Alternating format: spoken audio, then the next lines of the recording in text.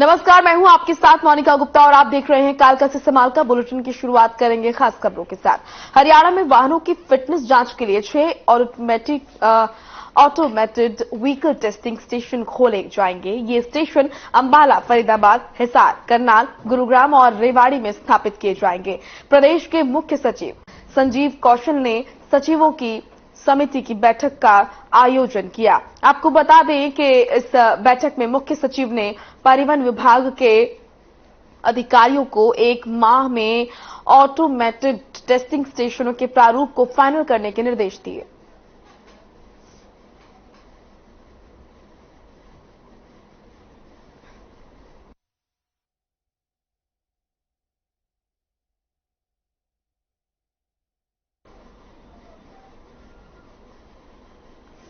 तो वाहनों की होगी अब फिटनेस जांच। आपको बता दें कि इसको लेकर एक बैठक भी हुई।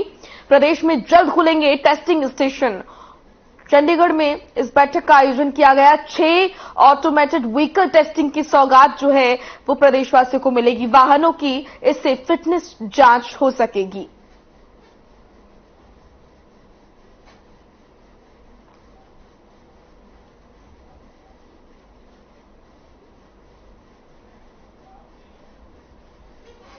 प्रदेश के मुख्य सचिव संजीव कौशल ने अधिकारियों के साथ समीक्षा बैठक का आयोजन किया। इस बैठक में नदी कार्य योजना के संबंध में चर्चा की गई। बैठक में अधिकारियों को नदी में प्रदूषण कम करने के लिए ठोस कदम उठाने के निर्देश दिए गए।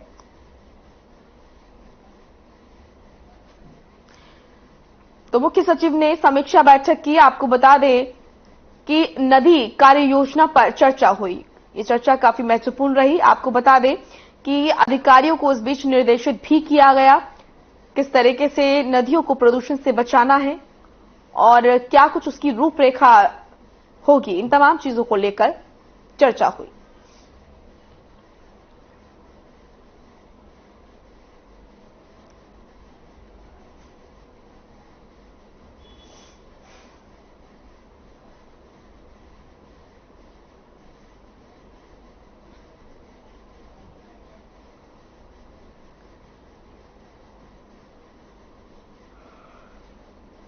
तो मुख्य सचिव ने समीक्षा बैठक की। आपको बता दें कि नदी कार्य योजना पर चर्चा की गई। नदियों को किस तरीके से प्रदूषण से बचाना है और क्या कुछ उसकी रूपरेखा होगी। इन तमाम चीजों को लेकर, इन तमाम मुद्दों को लेकर चर्चा हुई और अधिकारियों को भी निर्देश दिए गए।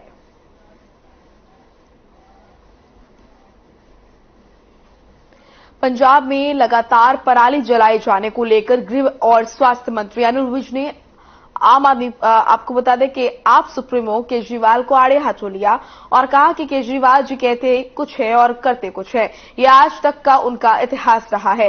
इतना ही नहीं, उन्होंने कहा कि दिल्ली में बैठकर चिल्लाते थे कि पंजाब का सारा पराली का प्रदूषण दिल्ली में आ रहा है, लेकिन इस बार उन्होंने एक भी बयान नहीं दिया है। दरअसल पिछले कुछ दिनों से दिल्ली एनसीआर में लगातार प्रदूषण बढ़ता जा रहा है और जिसके चलते लोगों को सांस लेने में दिक्कत हो रही है।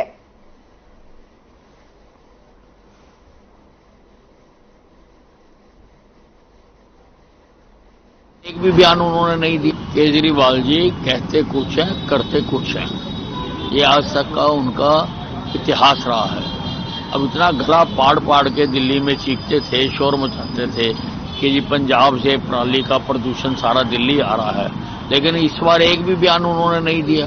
उनकी जुबान लगता सूख गई है और वो इस बात को, जो उनका महाज्ञान था, उसके ऊपर कोई कार्रवाई करते भी नजर नहीं आ रहे हैं केजरीवाल जी।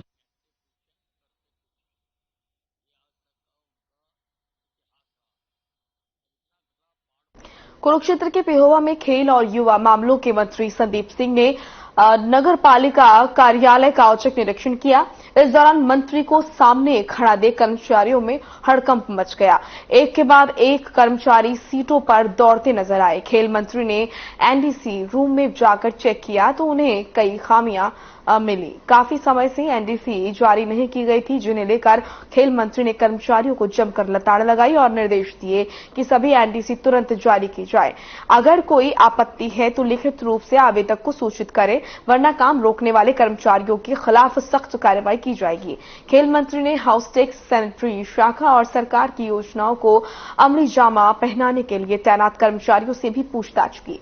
उन्होंने कहा कि प्रधानमंत्री आवास योजना के तहत लोगों तक लाभ पहुंचाना सुनिश्चित करें। अगर कोई कर्मचारी प्रधानमंत्री आवास योजना की फाइल को लालच के चलते रोकता पाया गया तो उसे किसी भी हाल में बख्शा नहीं जाएगा। इसके बाद खेल मंत्री ने पार्षदों से मुलाकात की और कर्मचारियों को मौके पर बुलाकर निर्देश दिए कि भ्रष्टाचार से दूर रहे।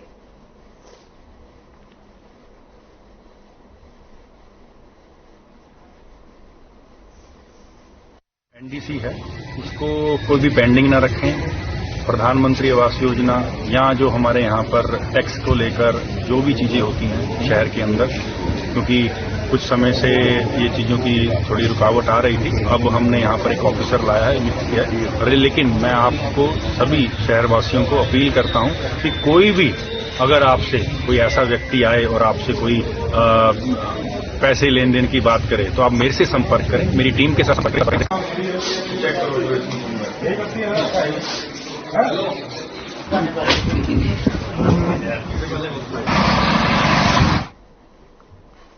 नगर पालिका कर्मचारी संघ हरियाणा की सफाई कर्मचारियों की हड़ताल जारी है।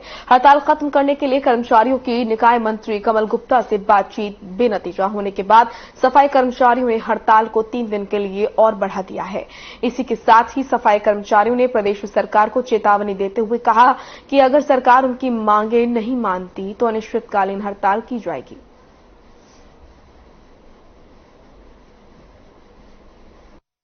पहले जैसा कि इनका था कि 2 दिन की स्ट्राइक थी, लेकिन आज जब सुबह ये इनका पता चला तो इन्होंने कहा कि जो हमारी स्ट्राइक है आज ये 3 दिन के लिए और बढ़ा दी गई है। लेकिन नगर परिषद द्वारा अपने जो पक्के कर्मचारी हैं या और वो जो अपने प्राइवेट है उस पे नाइट उसमें करके तो उन द्वारा जो है अपना सफाई व्यवस्था तो जो मैक्सिमम करवाया जा रहा है ताकि त्योहारों का मौसम है और इसमें किसी लोगों को किसी भी जनमानस को किसी प्रकार की असुविधा का सामना न करना। जो हमारी ये हड़ताल है इसको हमने हम नहीं चाहते थे कि हड़ताल हो, और इसका अल्टीमेटम हम लगभग 1.5-2 महीने से सरकार को लगातार डीसी के माध्यम से, कमिश्नर के माध्यम से, अपने कार्यकारी के माध्यम से पूरे हरियाणा में दिए हैं कि भी सरकार हमसे बात करे, जल्दी बुलाकर और मांगों पर समाधान करे।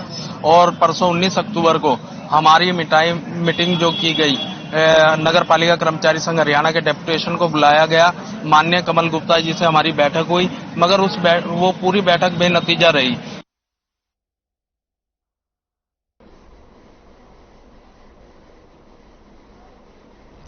HSGPC के पूर्व प्रधान जगदीश सिंह झिंडा कुरुक्षेत्र के छठी पातशाही गुरुद्वारे पहुंचे, जहां उन्होंने एक प्रेस कॉन्फ्रेंस को संबोधित किया। पत्रकारों को संबोधित करते हुए बताया कि 23 अक्टूबर को कुरुक्षेत्र के इस ऐतिहासिक छठी पातशाही गुरुद्वारा में एक सिख समागम रखा गया है, जिसमें सिख समाज के उन लोगों को सम्मानित किया जाएगा जिन्होंने HSGPC की कामयाबी में अहम योगदान दिया है।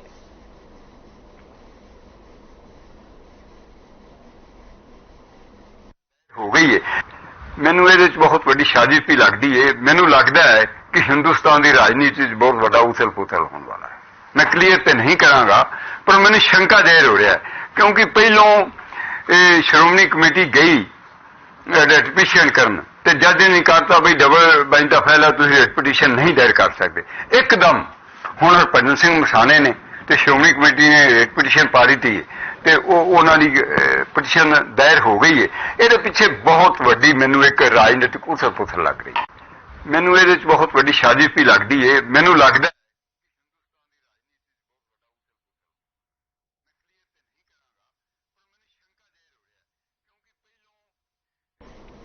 हरियाणा सिख गुरुद्वारा प्रबंधक कमेटी के अध्यक्ष जगदीश सिंह झिंडा अंबाला पहुंचे। इस दौरान झिंडा ने कहा कि साल 2014 से हरियाणा के गुरुद्वारों का पैसा कहां गया है, इसको लेकर सभी 47 मैनेजरों से हिसाब मांगा जाएगा। इसी के साथ 23 अक्टूबर को कुरुक्षेत्र के गुरुद्वारा में समागम का भी आयोजन किया जाएगा।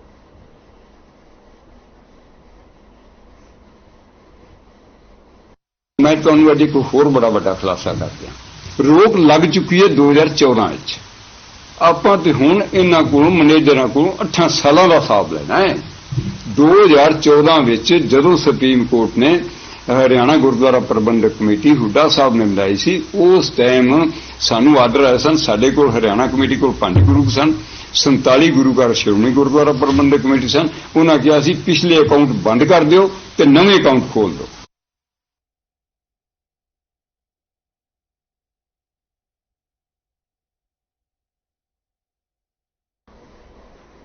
कुरुक्षेत्र पुलिस लाइन में पुलिस स्मृति दिवस और फ्लैग डे मनाया गया, जहां शहीद स्मारक पर पुष्प चक्र और सलामी गार्ड द्वारा शहीद जवानों को सलामी दी गई।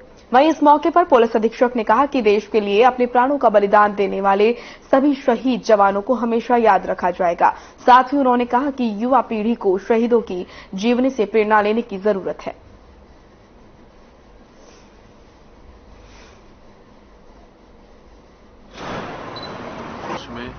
सभी जो पुलिस यूनिट्स हैं और पैरामिलिट्री यूनिट्स हैं, उसमें स्मृति दिवस या पुलिस कमेमोरेशन डे के रूप में ये मनाया जाता है।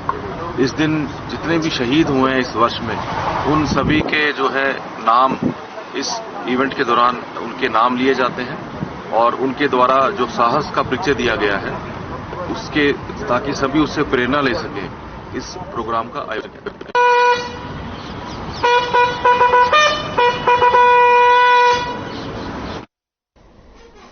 अंबाला पुलिस ने शहीद स्मृति को मनाते हुए शहीद पुलिस कर्मियों को नमन किया। इस दौरान पुलिस के सभी अधिकारियों ने शहीदों को श्रद्धासुमन अर्पित किए। इस मौके पर एडीजीपी श्रीकांत जाधव ने कहा कि देश के लिए शहीद होने वाले सभी जवानों को और उनके परिवार वालों को सभी दिल से नमन करते हैं। जवानों के बलिदान को सदैव याद किया जाएगा।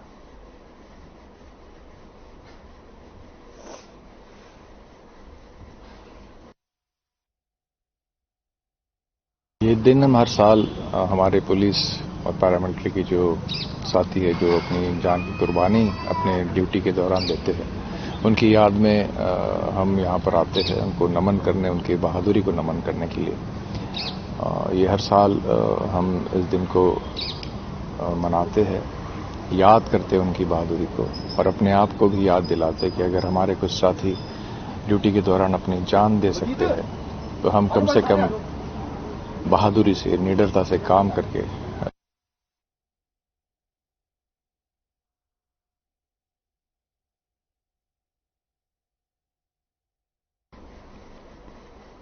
यमुनानगर में पुलिस स्मृति दिवस के अवसर पर शहीद पुलिस कर्मियों को श्रद्धांजलि अर्पित की गई। पुलिस अधीक्षक मोहित हांडा ने बताया कि 21 अक्टूबर से 31 अक्टूबर तक कई कार्यक्रमों को आयोजित किया जाएगा। साथ ही शहीद हुए पुलिसकर्मियों के गांव में जाकर उनके परिजनों को सम्मानित किया जाएगा।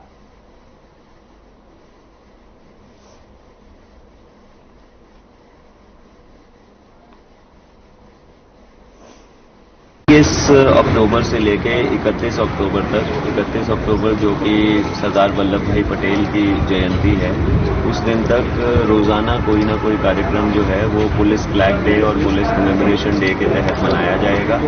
इसमें जो हमारे शहीद परिवार हैं उनके घरों में जाएंगी हमारी पुलिस की टीम्स और उनके द्वारा जो देश सेवा की गई है, अपने प्राणों की आहुति दी गई है, उसके प्रति आभार प्रकट किया जाएगा।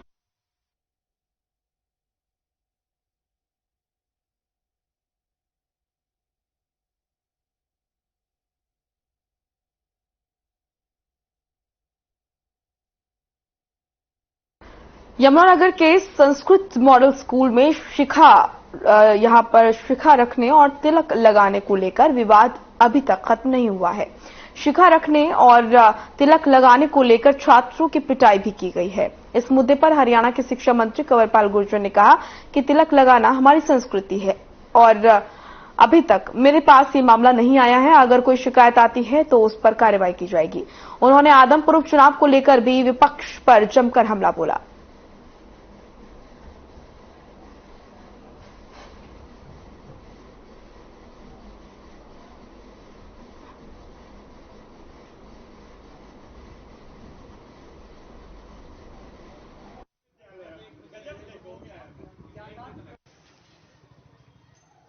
कि मेरे पास कोई सूचना नहीं, आपका प्रश्न ही है मेरे से, अभी तक मुझे कोई पता नहीं। लेकिन अगर ऐसा किसी भी टीचर ने किया तो निश्चित तौर से उसने गलत किया तिलक जो है हमारा कल्चर है, संस्कृति है हमारा तिलक, तो अगर इससे कोई रोकता तो मैं समझता हूँ बिल्कुल गलत है, और अगर कोई शिकायत करेगा तो कार्रवाई करेंगे उस पर।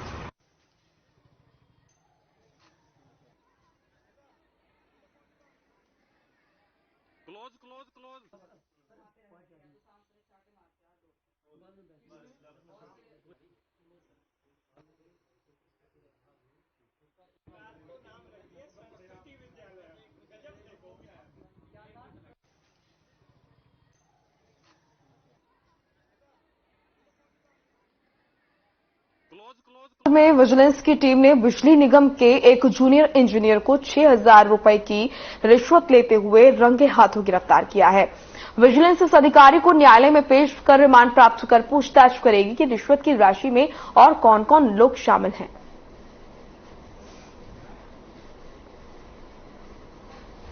आज ना हमारे पास एक शिकायतकर्ता आया था, जयप्रकाश वासी मखाना का।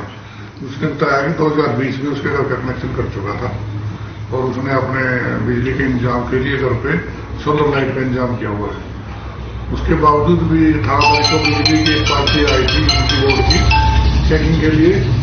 उन्होंने आगे कहा कि आप बिजली चोरी करते हैं और आपके खिलाफ एफआईआर दर्ज होगी, जबकि मैंने कोई बिजली चोरी नहीं की।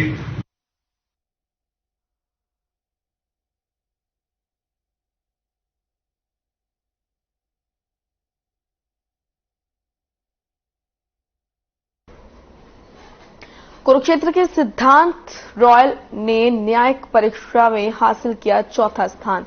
आपको बता दें कि सिद्धांत ने अपनी सफलता का श्रेय अपने माता पिता और कोचिंग संस्थान को दिया। सिद्धांत ने कहा कि उन्हें कड़ी मेहनत से ये सफलता मिली है।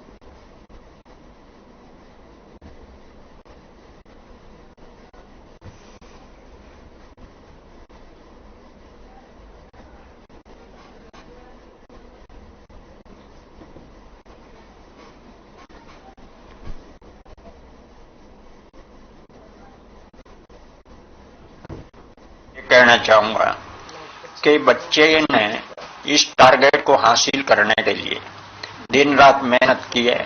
इसका 14 घंटे का डेली का शेड्यूल था और गर्मी हो या सर्दी हो उन बातों की परवाह न करके ये अपने ही उस पे लक्ष्य की तरफ, टारगेट की तरफ उसकी पूरी तैयारी से दिलो जान से लगा हुआ था। और पेरेंट्स का तो चलो हर पेरेंट्स ये चाहते हैं कि भाई हमारा बच्चा आगे निकले, लेकिन उसमें जो मेन योगदान है वो बच्चे की अपनी मेहनत होती है। हाँ सर, LLB कंप्लीट होते ही मैं दिल्ली चला गया था 1 साल के लिए। मैंने एम्बिशन लॉ इंस्टीट्यूट से अपनी जुडिशरी की कोचिंग ली। उनकी गाइडेंस की वजह से और अपने पेरेंट्स के सपोर्ट की वजह से ही मेरा एग्जाम क्लियर हुआ।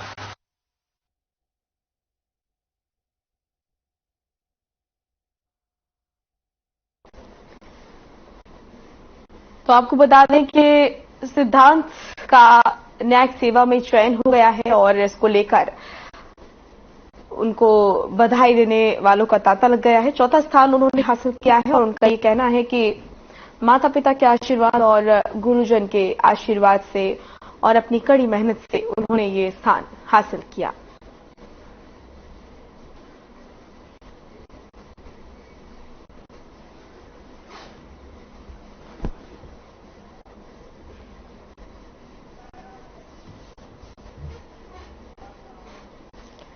स्वतंत्रता सेनानी सुभाष चंद्र बोस ने 21 अक्टूबर 1943 को आजाद हिंद फौज के नाम से पहला भारतीय सशस्त्र बल बनाया था और उनके प्रसिद्ध नारे तुम मुझे खून दो मैं तुम्हें आजादी दूंगा ने स्वतंत्रता के लिए संघर्ष कर रहे उन तमाम भारतीयों के दिल में देशभक्ति पैदा कर दी थी, जिसको लेकर सीएम मनोहर लाल ने ट्वीट कर आजाद हिंद फौज के स्थापना दिवस पर सभी वीरों को नमन किया है।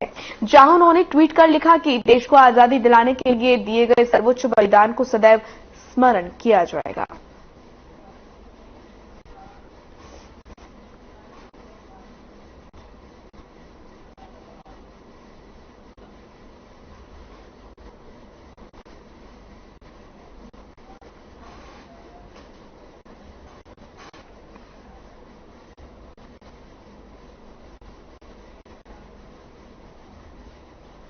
हिसार कांग्रेस भवन में राज्यसभा सांसद दीपेंद्र हुड्डा ने प्रेस कॉन्फ्रेंस की। प्रेस कॉन्फ्रेंस के दौरान दीपेंद्र हुड्डा ने कहा कि सकारात्मक बदलाव हमारा मुख्य मुद्दा है। आदमपुर की जनता एक वोट से 2 बदलाव करने का काम करेगी। पहला आदमपुर में और दूसरा बदलाव हरियाणा में होगा। उन्होंने ऐलान किया कि कांग्रेस सरकार बनने पर हरियाणा में हर उपभोक्ता को हर महीने 300 यूनिट बिजली फ्री मिलेगी।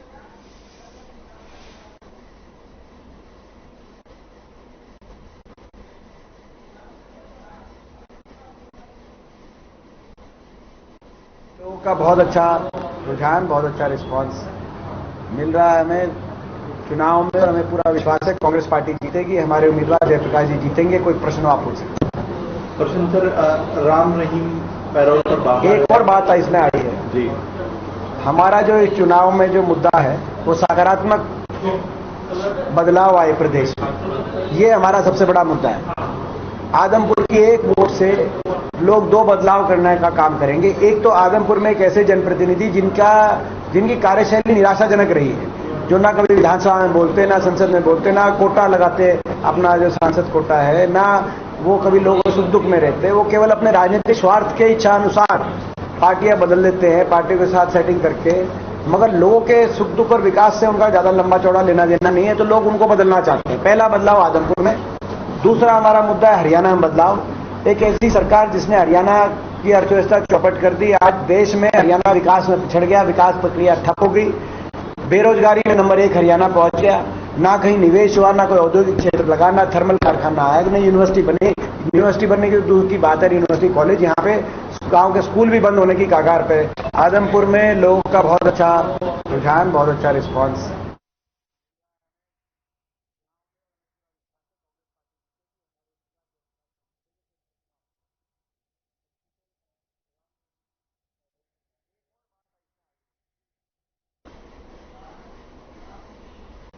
चलिए फिलहाल इस बुलेटिन में इतना ही। आप देखते रहिए तमाम खबरें। नमस्कार।